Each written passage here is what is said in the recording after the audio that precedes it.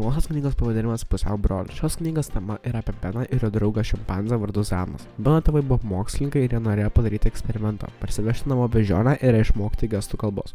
Tačiau Benas susirgavo su beždžione ir taip užmezgė žmogaus ir šimpanzės draugystę. Šios knygos pagrindinė mintis yra, kad geriausi draugai nebūtinai turi būti žmogus su žmogumi. Pagrindiniai veikėjai yra Benas ir Zanas. Šios knygos autorius Kentas Opelis, puslapių skaičius 400.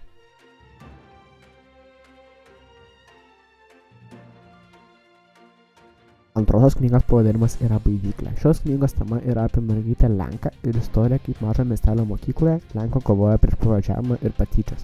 Pagrindinė šios knygos mintis yra, kad gėris sklinda iš vidaus. Šios knygos autorius yra Vladimiras Želenskiovas ir puslapių skaičius yra 300.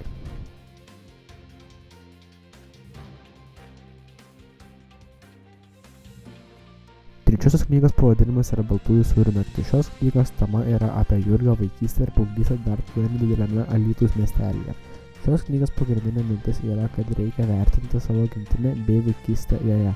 Knygos autorius yra Jurgis Kunčinas. Puslapių skaičius yra 200.